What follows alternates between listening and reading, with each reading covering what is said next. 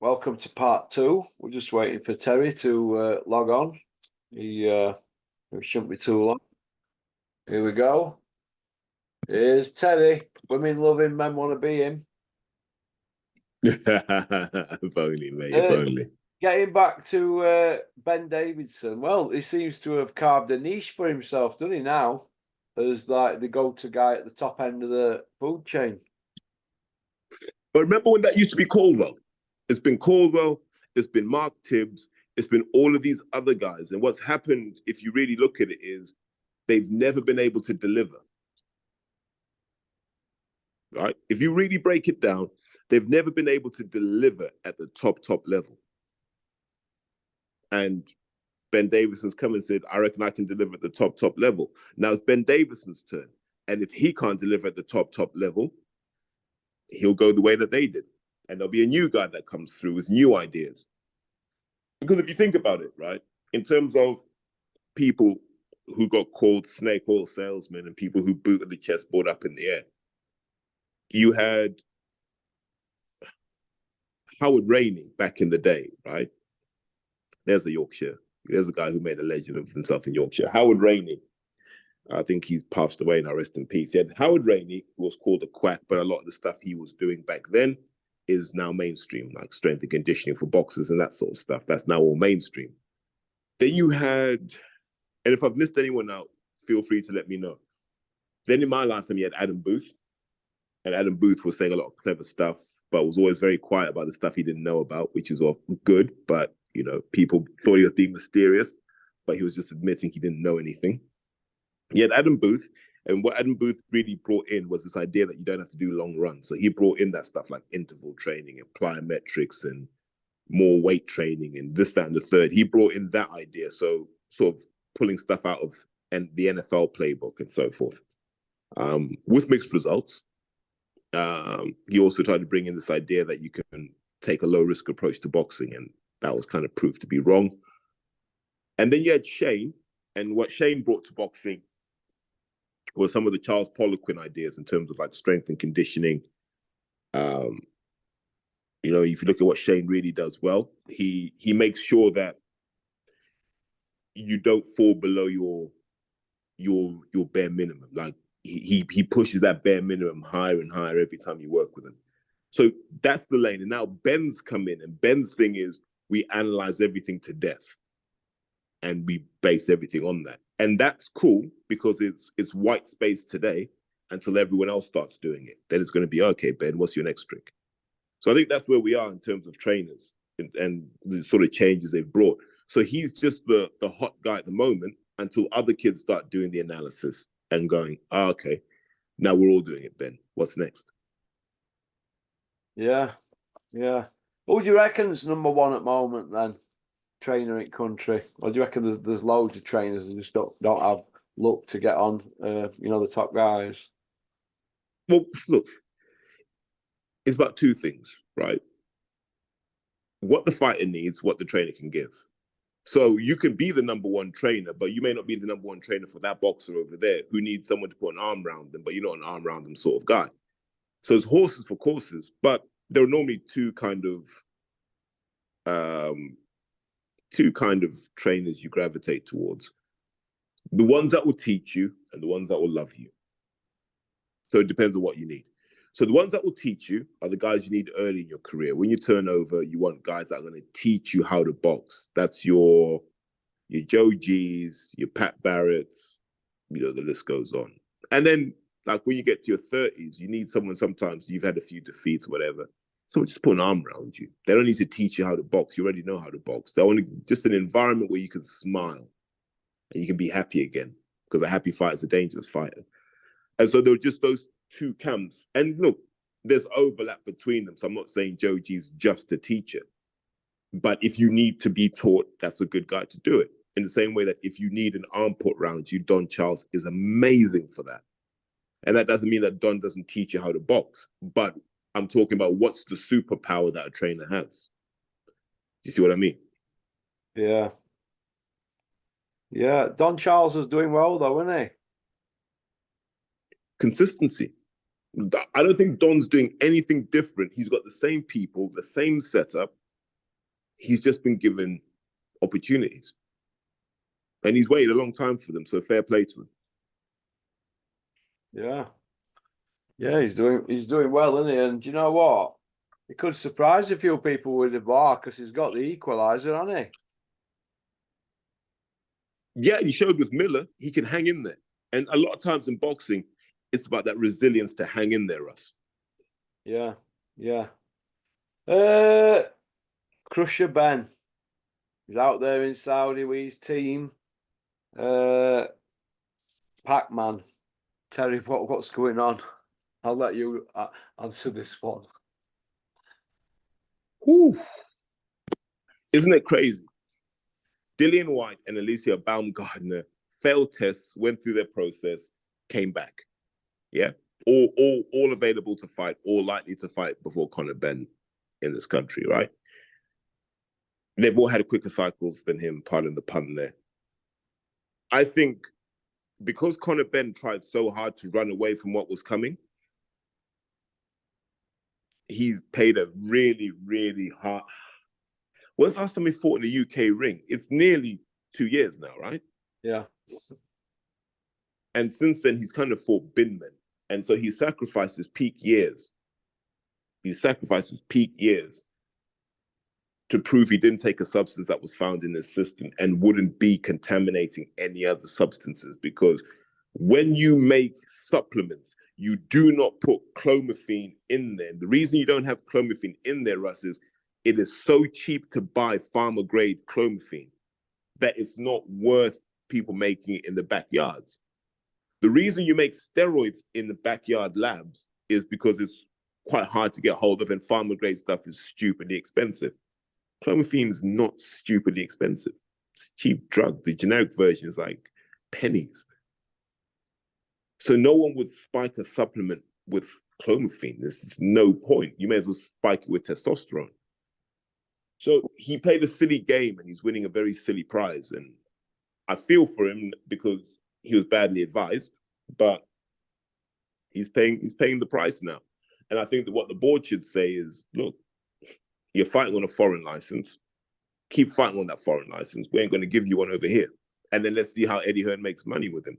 Because I don't see the Pacquiao fight happening, to be honest with you. I think the number that Manny would need couldn't be justified by him fighting Conor Benn. I think the Saudis will get there and go, if we can't get you Floyd, we'll get you Crusher Ben. Yeah. Yeah. But I think, well, it's problematic now because Floyd's been to Israel. So there's a rule that you can't, Floyd's got to leave, I think it's like a year or two between traveling to Saudi and traveling from Israel and stuff. It's a mess over there. Basically, if you go to Israel, it's hard to get into the Middle East elsewhere. And if you're in the Middle East elsewhere, it's hard to get into Israel. So we'll see what happens with that.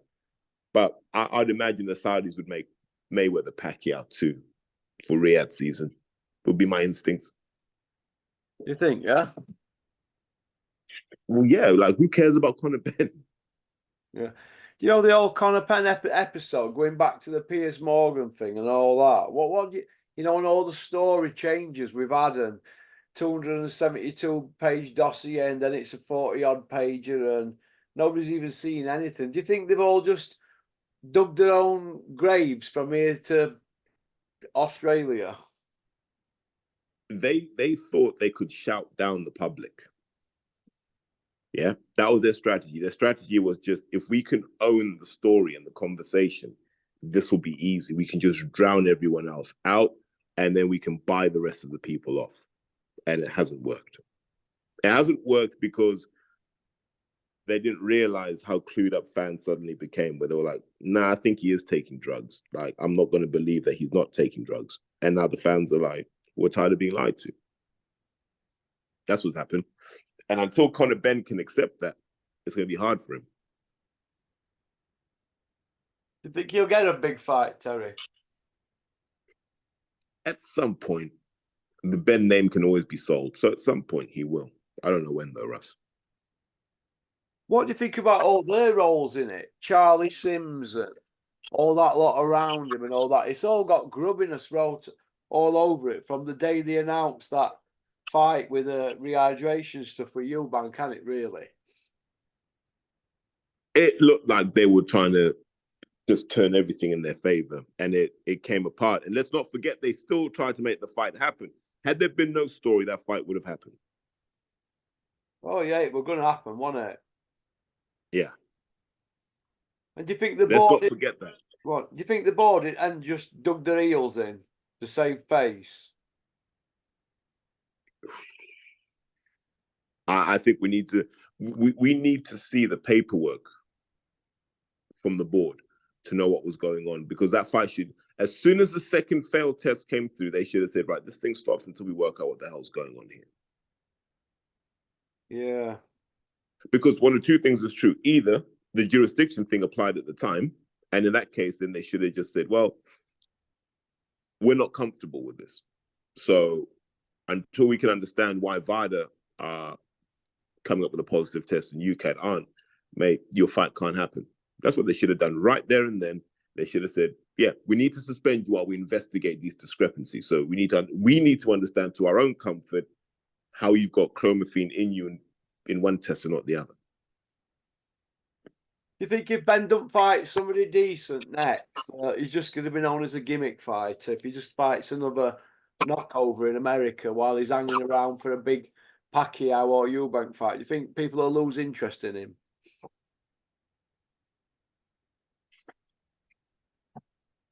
Ooh, this is a good question. I think Ben was always there to be that kind of bridge between celebrity and boxing. I think the problem they had was the YouTubers came and they took all of that market share. And Hearn wasn't expecting that. That's why you saw Hearn pivot quickly towards those YouTubers. And then he pivoted away when he realized that he couldn't control them. They didn't need him. Their audience exists independently of Hearn. And that's why they've got their own deal. Like, think about this, right? The YouTubers came into boxing, proved they could do it themselves, got their own deal. They have shows that don't involve boxing and are doing incredible numbers. So Conor was meant to be that, a bit of a more credible kind of like Logan Paul or whoever. Now that that's gone for him, he now has to become a mainstream boxer, which wasn't part of his plan. So he's going to struggle, Russ. You think? Yeah, he's going to struggle because now he's got to fight people. And the divisions that he's in at the moment have killers in them. Yeah. You see what I mean? There are killers. You want to box at 154? You got to fight guys like Tim Tszyu, Jamel Charlo, that Fundora kid. They're killers. You go down a division, Crawford's still there. Boots is still there. Virgil Ortiz is still there. They'd fight him, wouldn't they, in a heartbeat? They won it. So you're Conor Ben now. You're like, you may as well just take the defeat, man. Get your money and take the defeat. Yeah, it's. Do you think Ben's going to fight something like a British level guy and try and get on everybody's side and just go again and do it properly, or do you think they just can't be reached now? I think the only way he can give back to the fans is by jumping in with someone serious. Because what Britain wants to see is this kid take a kicking. That's what they want to see. Take a kicking, come back from it. Then you'll get your support. Yeah, that'll be how it'll go, won't it? He'll have to take his licks, won't he? Because this petulant child stuff and bruv, it's wearing a bit thin now, isn't it? Do you think? Bro. What? Remember, he's a kid of privilege. Had the best of everything growing up. There's no hard luck story with him. So I don't know why he does that. That's why I like Eubank Jr. Eubank Jr. knows he's a child of privilege and he behaves accordingly. It just so happens when that kid needs to fight, that kid can fight. That's why, as much as people say they don't like Eubank, they respect him because he went the traditional route, and he didn't have to. Yeah. Johnny Horsecock, he's been outspoken lately. It's good to We need hear. a new name for him, bro. We need a new name for we need a new name. What? Oh my god. I'm just saying he's been a bit outspoken, hasn't he? Johnny's always been like that. I remember when you used to call him company man. I was like, nah, Johnny's not a company man. Like, Not no that's not more, cool. is he? We're all team Johnny now. But I've always had time for Johnny because I told you what Johnny was doing was deliberate. It was right. We need to get this fight trending on social media. And he'd just go, yeah, so and so's the new coming of George Foreman. Or I see a lot of Sugar Ray Leonard in, God, I don't even know, Ricky Boylan. He just say that. And all of a sudden, social media would just go into meltdown. That's his job done. Yeah. But when you hear Johnny talk boxing, he's switched on, man. He's switched on. Yeah. Yeah, Johnny's doing well. I like his media interviews lately. I like him a lot. The board, Terry, right? Where do you see the board 5 years from now? Exactly where they are. Unless there's a death in the ring, then there'll be a completely new board. Do you reckon? Yeah, man, I do, man. It's not fit for purpose, but it's not boxing. It's not the board's fault. Until there's a global governing body for boxing, it's very, very hard to, I don't even know. What I would do is I just wouldn't provide any form of insurance to anything to do with boxing until there's a global governing body. And then I'd provide insurance. See how quickly people start going, yeah, we need a global governing body when none of these companies can insure themselves against anything.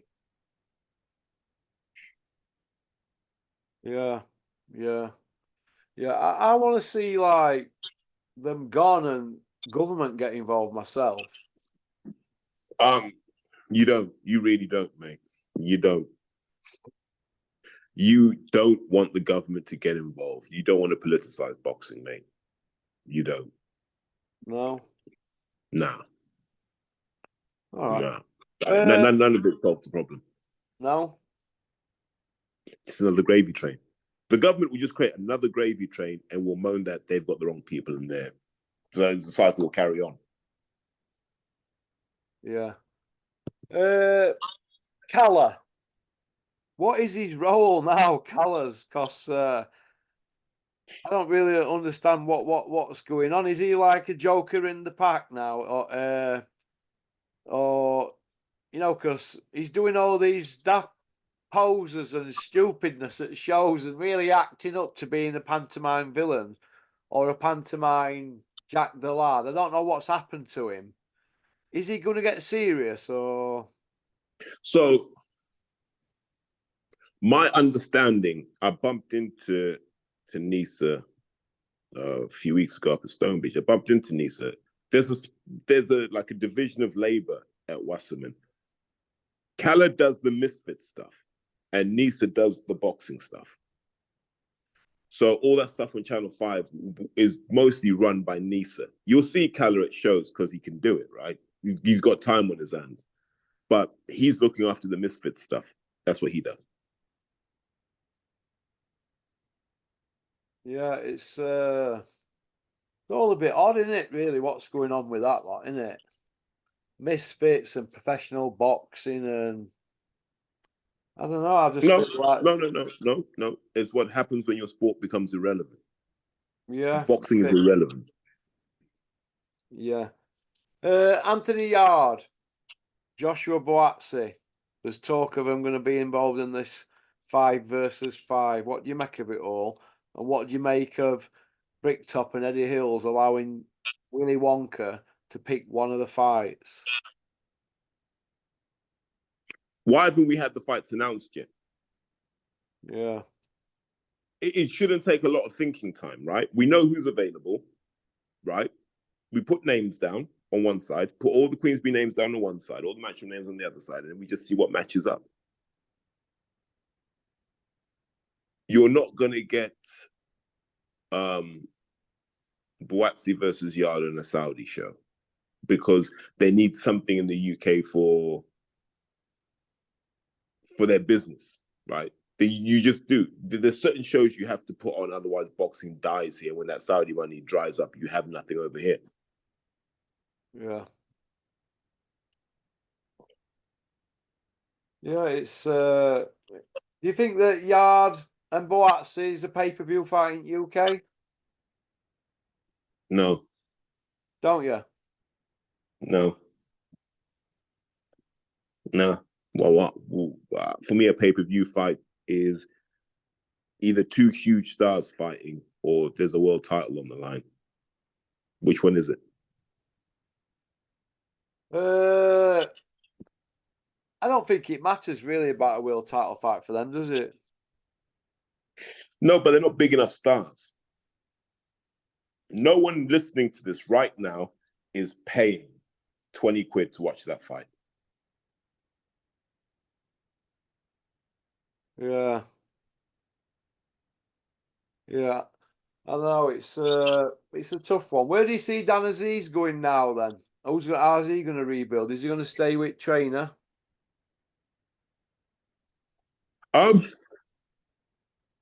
You bet your guess is as good as mine. He's on holiday at the moment.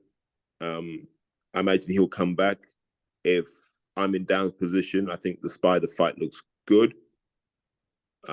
If not, I'm looking at Lyndon Arthur. But I'm not really looking at anything beyond that. I don't want to become a name for someone to step over yet. So I'd like to see Dan get stuck in with one of those two. Yeah. Yeah. Yeah. Do you see Joe G staying out there in Saudi a lot more? Because he's up and down there. He's been a few times now, hasn't he?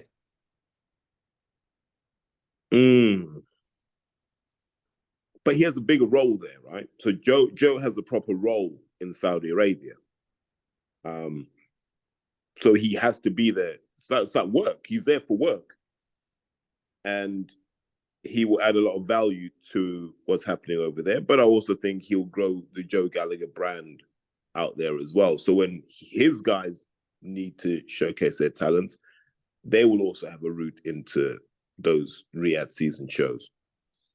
And I'd like to see that for Joe because, like I said, he's been consistent. Generation after generation, he turns over good fighters and good champions. And look, he's organizing his own shows to showcase his fighters. Like, you have to respect the guy because he's really backing his people.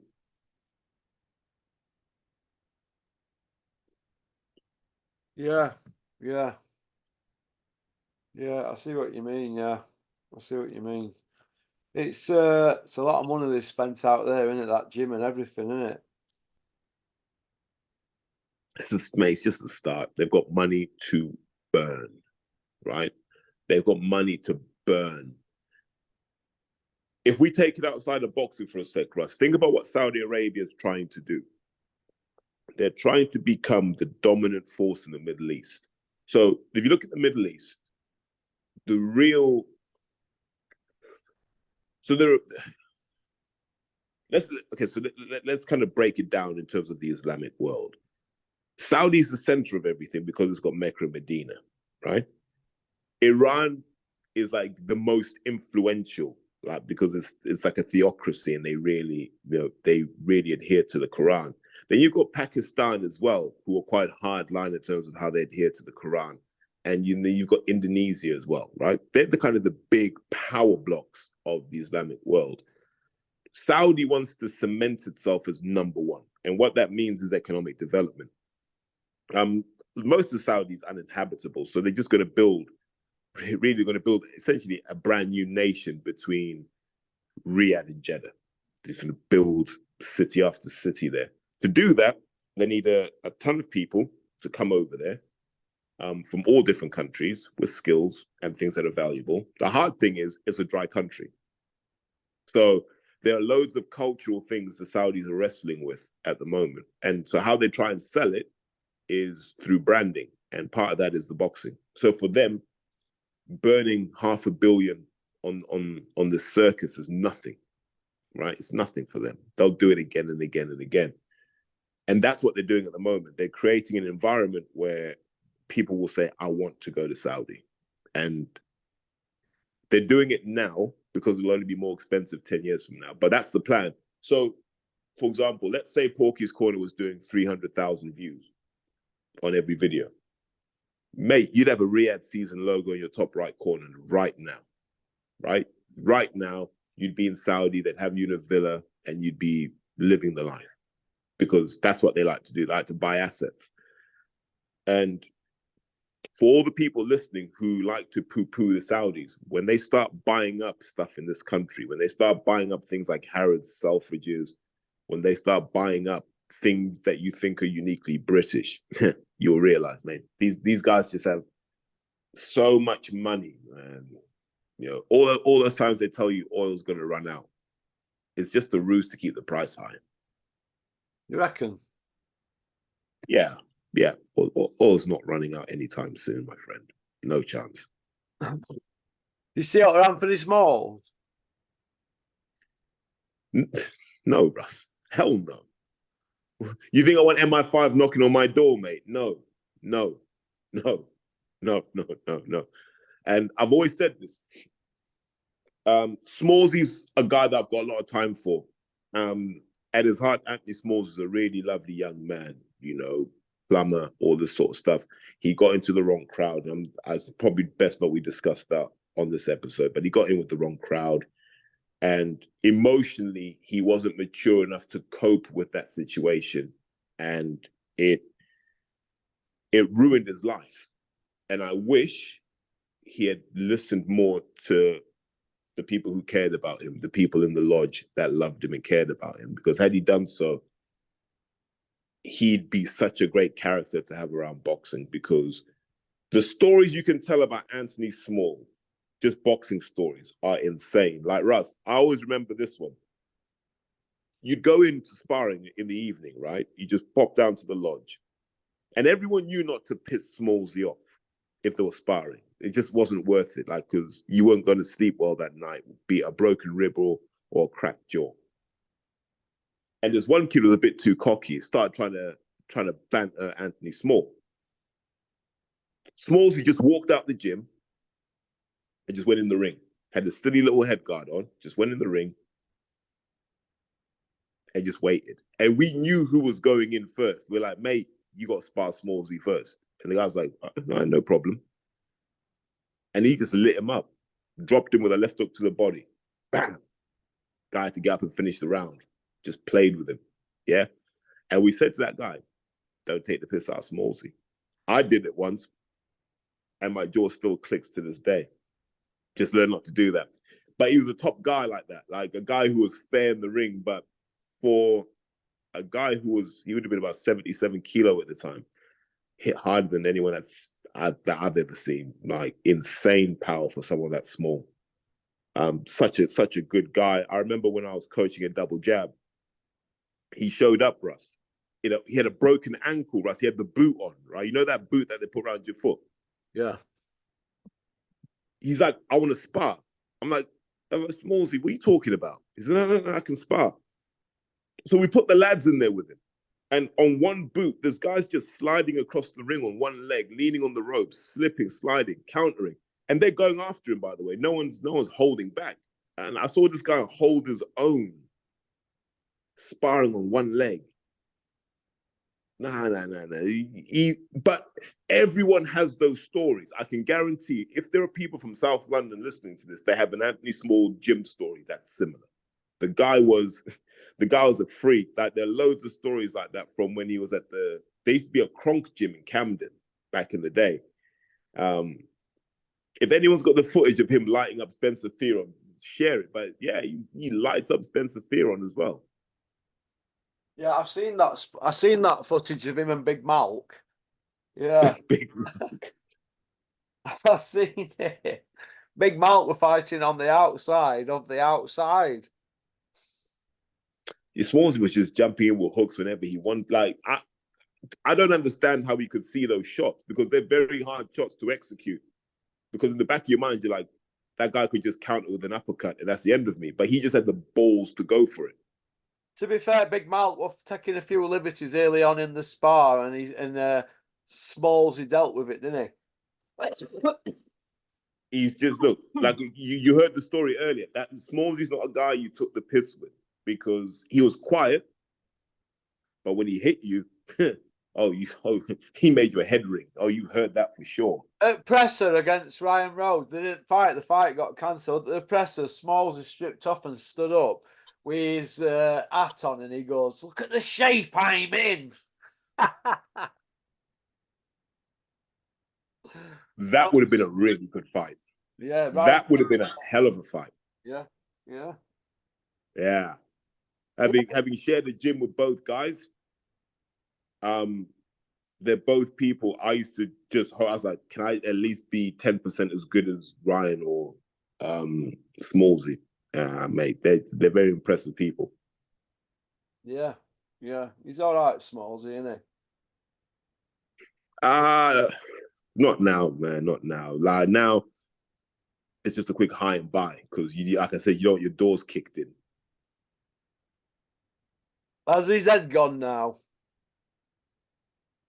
I don't know if his head's gone or he's just in too deep. You know, sometimes you almost have to live your gimmick, don't you? Like Ric Flair.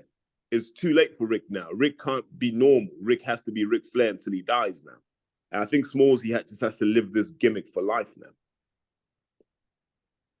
My mate said he's seen Smallsy on tube, and I says, "What did you do?" He says, "I fucking turned the other way and fucking bolted." He said, "I didn't want him to collar me." So, because he's quite deep in his Smallsy. No. Smallsy's not a talker. No. Anthony Small is not a talker. This is why it was weird when you saw him go fully radical, because he wasn't a talker. He'd come in with his donkey jacket on after a day of work. Yeah, he wasn't. And he is now.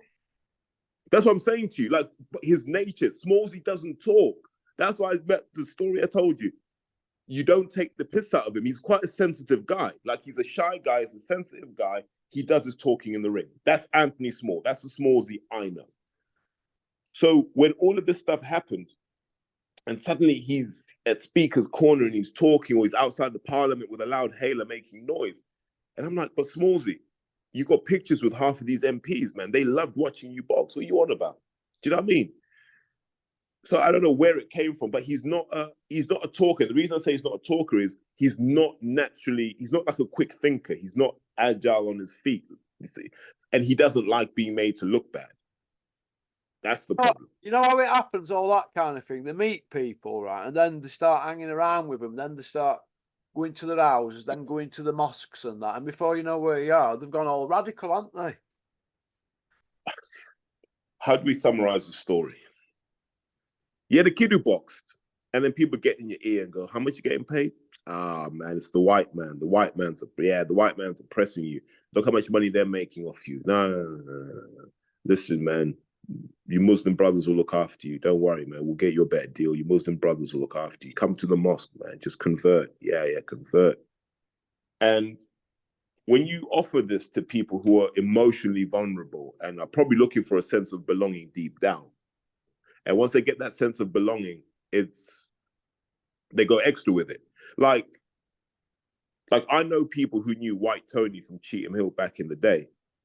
And I imagine Smallsy's a bit like that, where he felt he had to prove more than everybody else, and he just went extra with it. And that's how he got his reputation, just being extra. And it's not who Smallsy is. He's a like, if you had him in your house, Russ, he'd be quiet, polite, respectful, just there, chilling. Yeah, but you know, when they start coming out with all that mad stuff, you know. It's heartbreaking because you know how the movie ends and it doesn't end well, and he deserved a better ending. Yeah. Like he did everything the right way, Russ. Like, never missed training. You know, what are you going to do with your life, mate? Do you know what? I'm going to become a qualified plumber, make sure I can keep my income going, yeah? Was he a plumber or a sparky? I can't remember. It's one of the two that he was. He's a And he live wire. qualified. He's a live wire. I said that for him. Yeah. And so he did, like, all those early years before the radicalization, top man, did everything the right way. Like Clinton said, don't give up your job until it makes sense to give up your job. He was like that. And then the wrong people got in his ear. Bish, bash, bosh. Look what happened to him. He's going around to people's houses who we know not so long ago, and they're hiding behind settees. Smalls is here. They're all ringing people. Smalls is on patrol. Yeah. Why don't I? He still rides his moped, so you don't know he's there until he takes the helmet off. But people just don't want you don't want to be put on the radar. Do you know what I mean, Russ? Especially you just don't want to be on that radar. You know what I mean? Because there's certain radars it's okay to be on, but you don't want to be on that counter-terrorism radar, mate. You don't want Smalls. You don't want Smallsy knocking on your door at 2 a.m., do you? With an head and a machete in an Aldi bag, saying, "Hey, can you bury that, mate? Before you put telly on." You know what I mean? No. I'll send them to you. Don't send them to me. I don't want Smallsy knocking on my door. My mate says, "Oh my God, Smallsy's on Jubilee line. You're going through other carriages."